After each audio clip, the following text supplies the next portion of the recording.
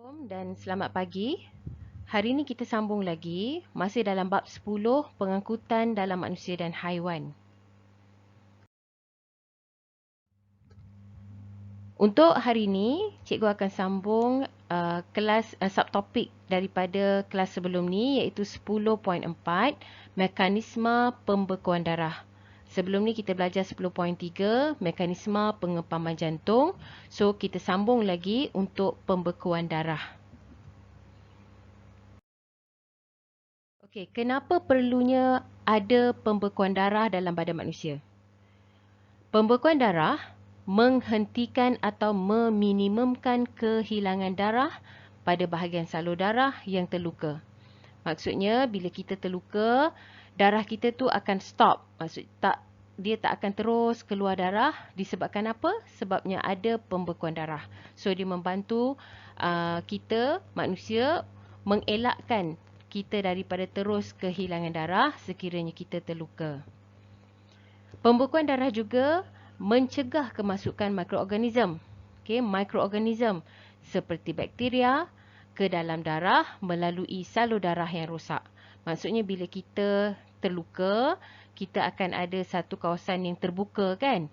So bakteria atau kuman boleh masuk ke dalam darah kita, ke dalam kawasan yang terluka tu, yang terbuka pada kulit kita, dan akan terus masuk ke salur darah. So dengan adanya pembekuan darah, dia akan mengelak kuman atau bakteria itu terus masuk ke dalam salur darah kita.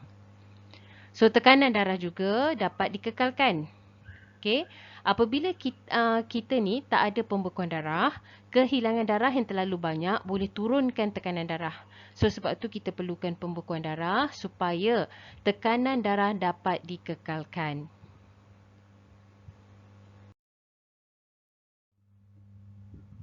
Pembekuan darah melibatkan satu siri tindak balas kimia yang berlaku dalam darah apabila seseorang terluka bagi menghalang pendarahan berlebihan. Okey, so hari ini kita nak belajar apa dia mekanisme pembekuan darah yang bermula daripada jari atau tangan atau apa bahagian badan yang terluka sampailah sehingga luka itu sembuh dan membentuk keruping. Okey. Okey.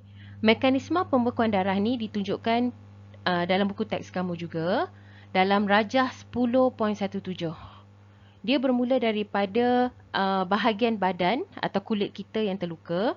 So apa yang berlaku? Okey, di sini kita tengok ya. Dia bermula daripada protrombin, iaitu satu protein plasma yang tak aktif yang akan berubah atau bertukar menjadi trombin. Apa dia trombin? Protein plasma aktif. Protein plasma aktif yang bertindak sebagai enzim yang mana trombin ini akan memangkinkan penukaran fibrinogen kepada fibrin. So maksudnya step pertama protrombin kepada trombin, fibrinogen kepada fibrin. Okey, untuk membolehkan protrombin ni berubah atau bertukar kepada trombin, dia memerlukan dia memerlukan bahan pengaktif iaitu trombokinase. Okey, tapi sebelum adanya ataupun terbentuknya bahan pengaktif trombokinase ni, daripada luka ataupun kawasan yang mengalami luka tadi, akan berlaku penggumpalan platelet. Okey, platelet. Apa dia platelet? Kamu ingat lagi, komponen dalam darah kita ada platelet, sel darah merah, sel darah putih dan juga plasma darah kan. So platelet ni salah satu komponen darah ataupun sel darah yang mana dia berfungsi dalam pembekuan darah. Dia akan bergumpal, kemudian sel yang rosak dan juga faktor pembeku akan membentuk bahan pengaktif. Okey, bahan pengaktif ini dinamakan trombokinase dan dengan bantuan ion kalsium dan vitamin K, dia akan menukarkan protrombin kepada trombin. Okey, untuk membolehkan darah tu membeku maksudnya perlu ada protrombin.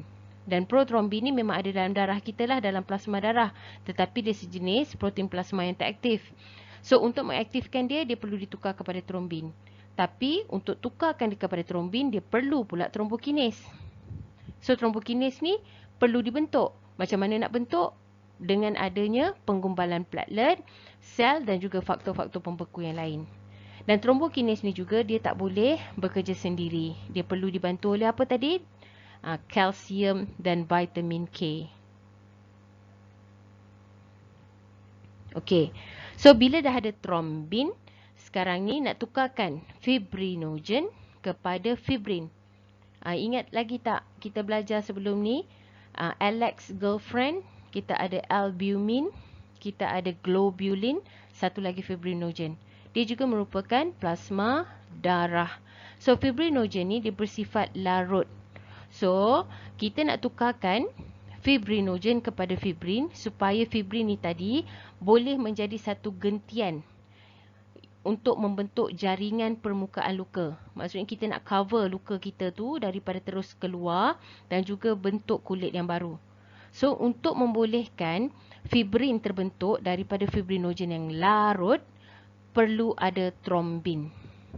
Okay, thrombin tadi kita create awal kan? Dah ada thrombin, barulah fibrinogen yang memang ada dalam plasma darah tadi, yang bersifat larut tadi kan, akan bertukar kepada fibrin. So bila dia fibrin ni bersifat tak larut, so dia akan stay lah.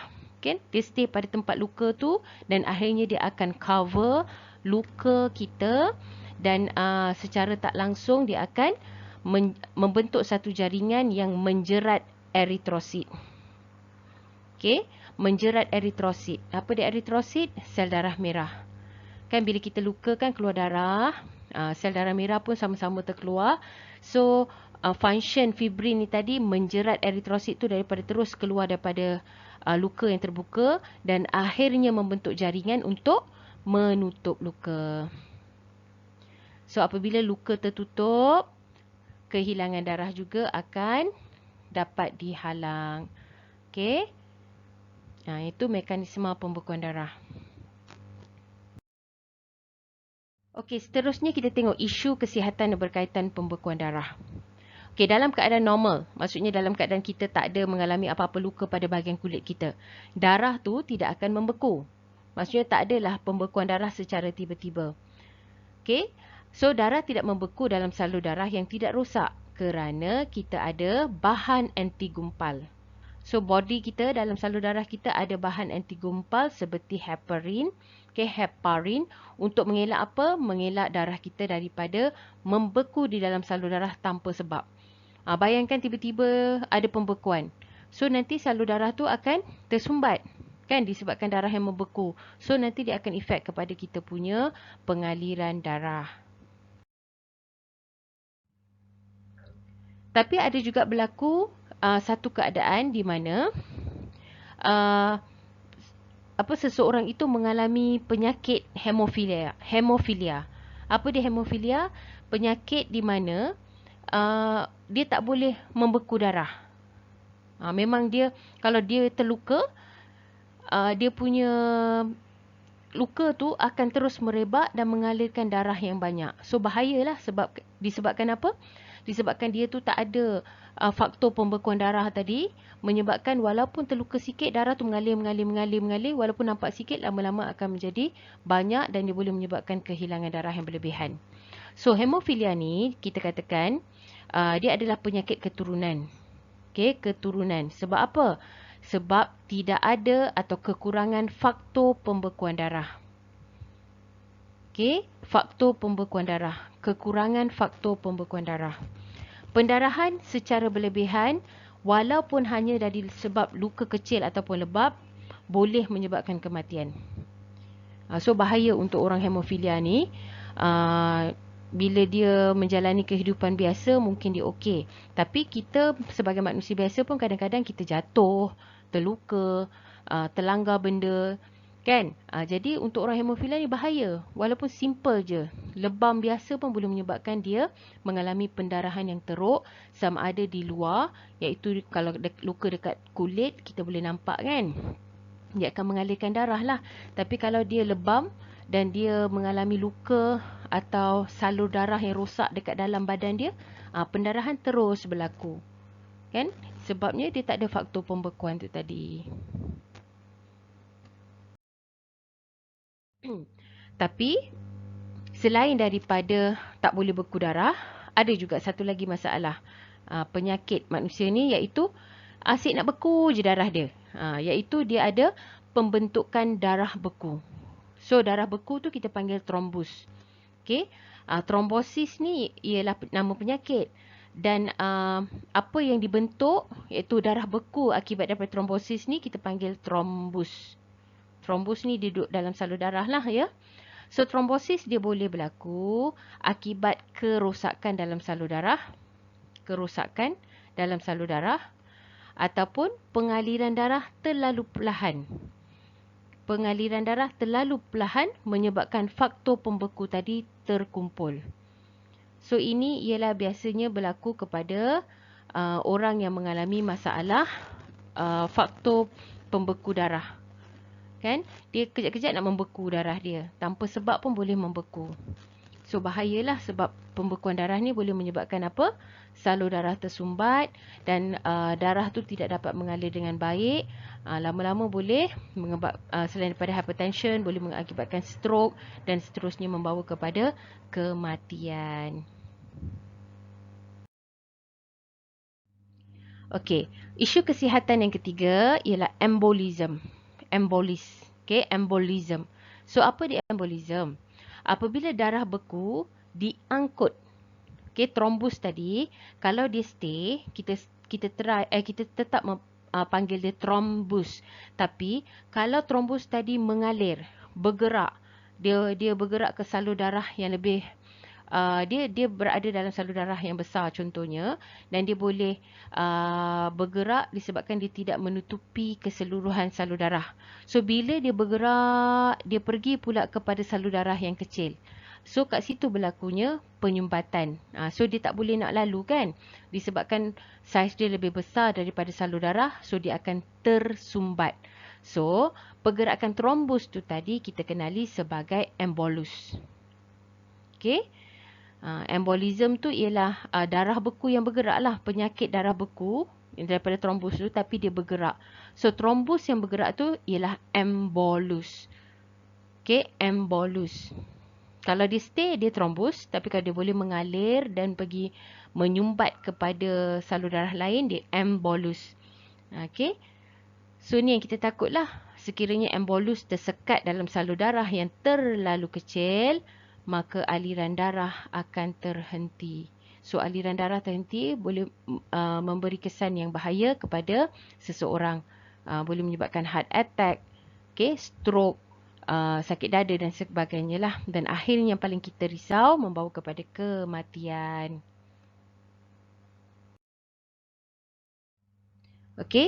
So seterusnya itu yang 10.4 mekanisme pembekuan darah. Maksudnya bila kita belajar balik, refresh balik apa dia pembekuan darah, dia mestilah bermula daripada pengumpulan platelet tadi untuk membentuk trombokinis. Trombokinis tadi untuk apa? Untuk menukarkan fibrinogen kepada fibrin. Menukarkan protrombin kepada trombin.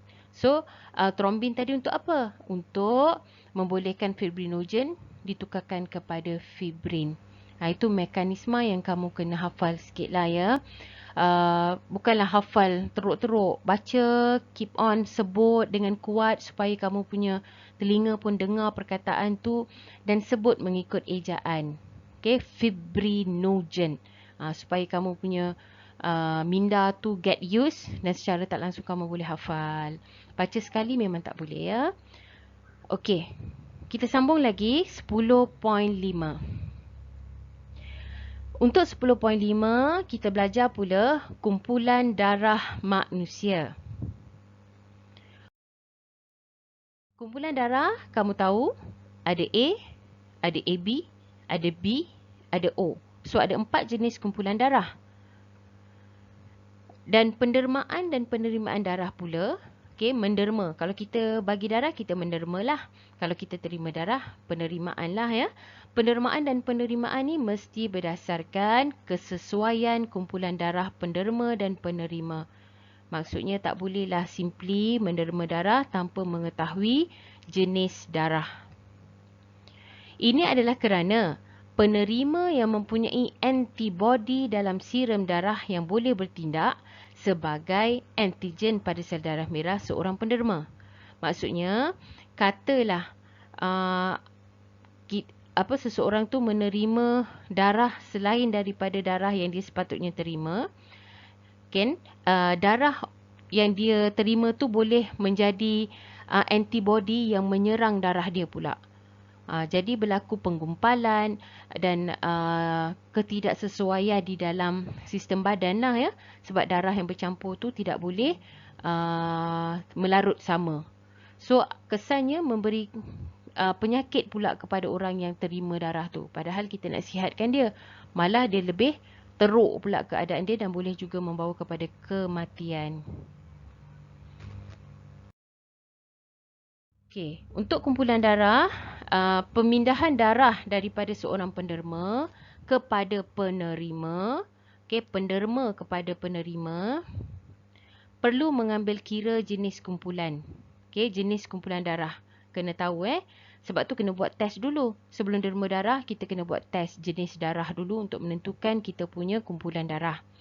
Jika darah kedua-dua penderma tidak sepadan, penderma dan penerima tak sepadan, maka kita katakan dia mengalami penggumpalan ataupun istilah dia pengaglutinan. Pengaglutinan atau penggumpalan.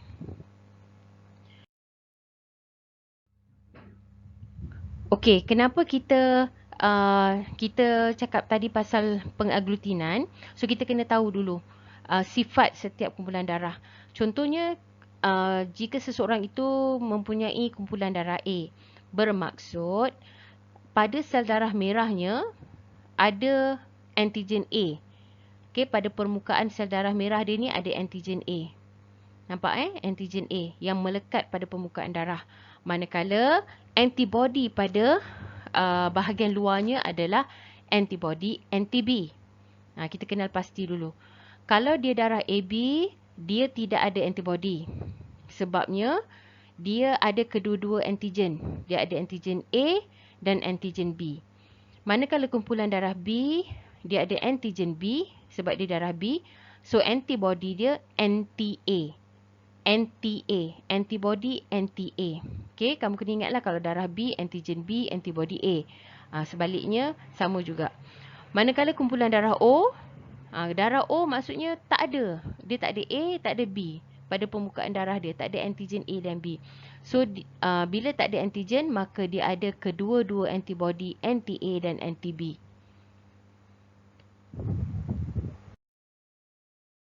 So ini ialah kesimpulan dia. Kesimpulan atau rumusan lah. Lebih tepat rumusan dalam bentuk jadual.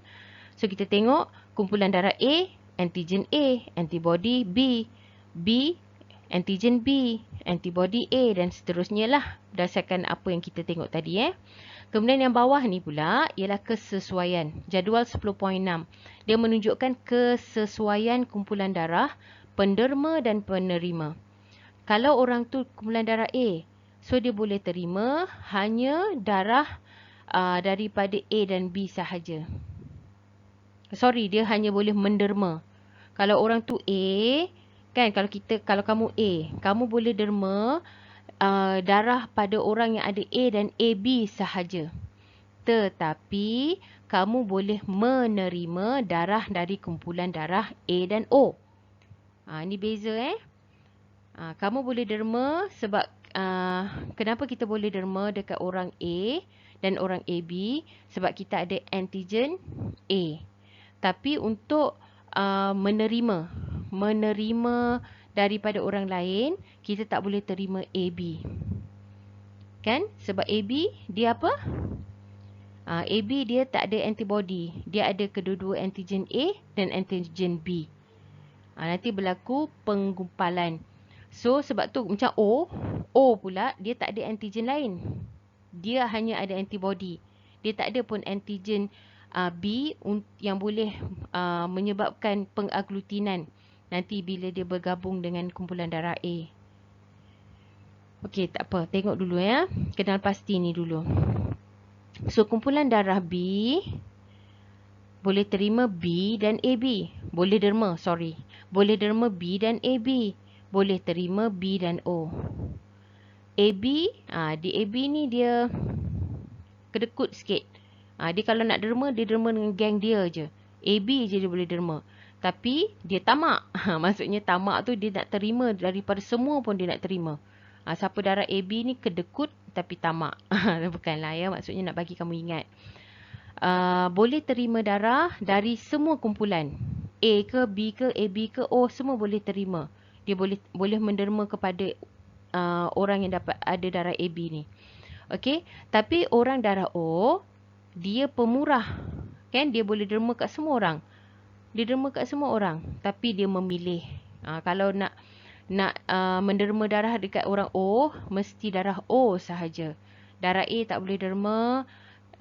Darah B pun tak boleh derma darah dekat dia. Darah AB pun sama. Tapi kalau orang darah A, AB, B semua boleh terima darah O. Tu beza dia. Sebab tu kita kata O ni sebagai penderma universal. Dia boleh derma kat semua jenis kumpulan darah.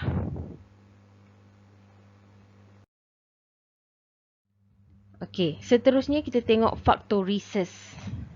Okey, selain daripada antigen, ada juga faktor di dalam ataupun pada permukaan darah.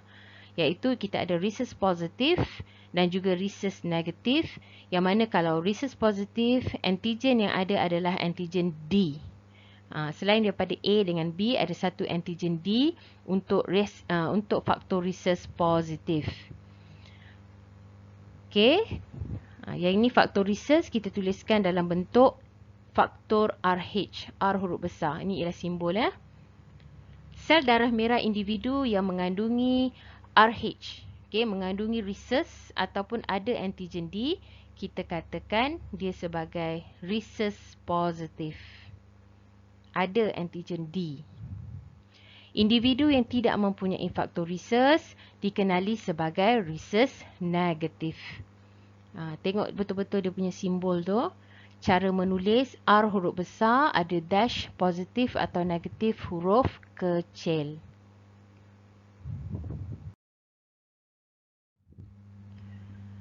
Sekiranya darah RH positif atau rhesus positif penderma bercampur dengan darah penerima negatif, darah penerima akan bertindak balas dengan menghasilkan antibody rhesus ataupun antibody anti-D. So, apabila penerima menerima satu lagi dos RH positif, rhesus positif, antibody yang sedia ada tadi, kan mula-mula dia create je dulu, dia create antibody. Kemudian dia derma lagi, dia dapat lagi sumber darah positif. Dia negatif tadi kan, dia dapat lagi darah positif, maka akan berlaku pengaglutinan atau penggumpalan. So bila berlaku penggumpalan ni, maka sel darah merah bagi penerima itu tidak dapat menjalankan fungsinya, maka kesannya nanti akan menyebabkan kematian kepada penerima darah. Sebab tu selain daripada kena tahu kumpulan darah, kena tahu juga rhesus factor pada kumpulan darah. Nak tahu sama ada dia positif atau negatif.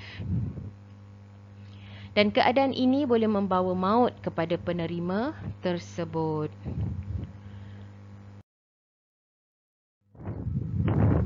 Lazimnya, ini selalunya berlaku kepada pasangan berkahwin lah. Sebab tu kita kena tahu rhesus darah bagi seseorang ataupun pasangan yang berkahwin, kerana kita risau berlaku pengaglutinan kepada darah bayi.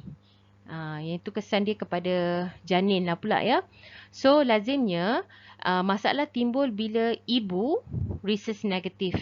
Ibu negatif kahwin dengan ayah positif. Kan? Bila dia kahwin dengan ayah yang positif, maksudnya anak yang lahir mungkin boleh rhesus negatif atau rhesus positif. Kalau anaknya rhesus negatif juga tak apa. masalah bila anak tu rhesus positif. Sebab apa? Dia kan duduk dalam rahim ibu, akan walaupun darah mereka terpisah, tapi boleh berlaku pencampuran darah semasa melahirkan. So bila berlaku pencampuran darah tu nanti akan berlaku antibody untuk darah ibu nanti create antibody. Dia rasa macam darah anak dia tu sebagai patogen. Maka bila sebagai patogen dia akan create antibody untuk menyerang darah anak. Apa yang berlaku? Ni dia tunjuk ya. So dalam bulan terakhir kehamilan. So kalau sepanjang kehamilan okey. Serpihan sel darah fetus ni di hujung-hujung Fetus ni apa? Baby lah kat dalam ni kita panggil fetus. Mengandungi antigen D. Merentasi plasenta. Okey, merentasi plasenta. Maksudnya darah ni boleh masuk ke dalam salur darah ibu melalui plasenta. Okey, merentasi plasenta dan masuk ke dalam peredaran darah ibu.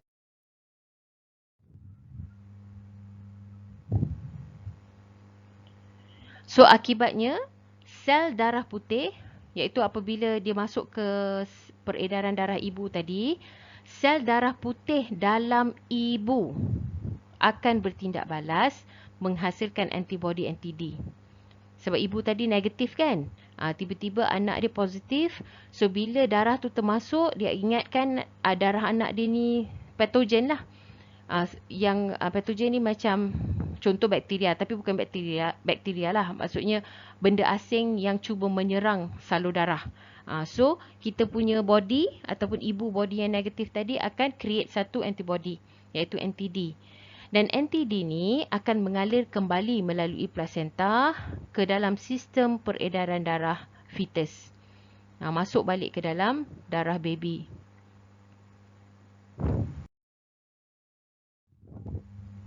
So antibody ini boleh memusnahkan sel darah baby yang positif. Sebab dia sifat dia antibody tadi kan. So dia boleh memusnahkan sel darah sebelum atau sejurus selepas kelahiran. Maksudnya di akhir kehamilan nanti boleh menyebabkan baby itu gugur ataupun mati ataupun mengalami kerosakan organ semasa kelahiran. Mungkin mengalami kerosakan organ utama, biasanya pada otak, jantung dan sebagainya, dan akhirnya membawa kepada kematian lah bila organ-organ utama ni tak dapat berfungsi. Tapi hal ini berlaku hanya jika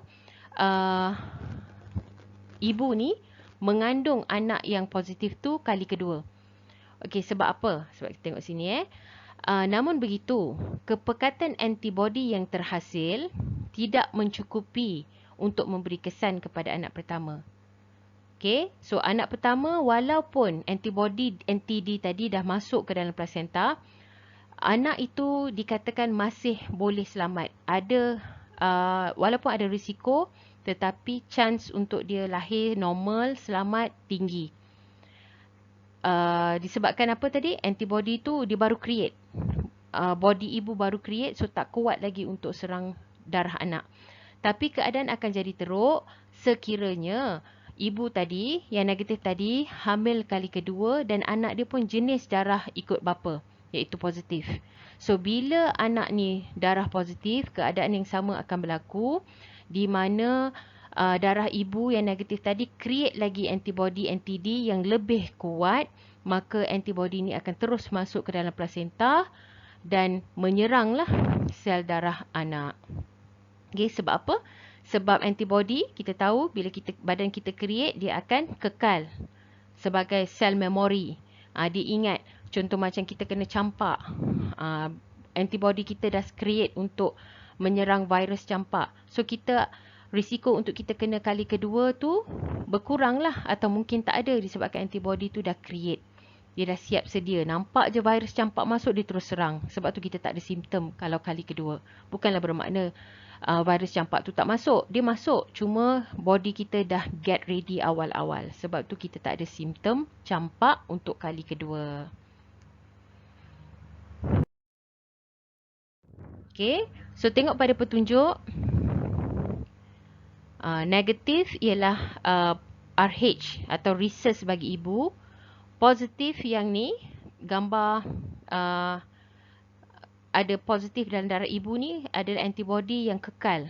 Yang mana dia create pada kehamilan pertama, dia kekal dalam darah ibu, dan kehamilan kedua juga positif kepada darah sel anak, sel darah anak tadi positif, maka dia automatik akan menyerang. Sebab benda tu dah memang ada dalam darah ibu. Okey, sebab itu antibody yang telah sedia ada akan merentasi terus plasenta dan memusnahkan sel darah merah. Okey, gejala ini kita katakan sebagai erythroblastosis fetalis. Okey, maksudnya eritrosit lah. Okey, blastosis ni pada keadaan fetus dalam keadaan blastocista. Maksudnya dia kecil lagi. Nanti kita belajar yang tu proses daripada zygote dia membesar menjadi blastocista dan akhirnya menjadi fetus tu kita belajar. So sebab tu nama dia berkait dengan erythro, sel darah, blastosis ialah keadaan blastocista dan fetalis ialah dalam kita punya fetal lah, dalam rahim ibu ni. Maksudnya penyakit ini berlaku di dalam ketika kandungan masih dalam peringkat awal lagi. So tak boleh survive fetus tu akan tidak boleh survive.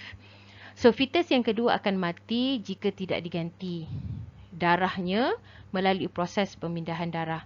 Maksudnya masih boleh dibantu sekiranya kita dah tahu situasi ibu tu.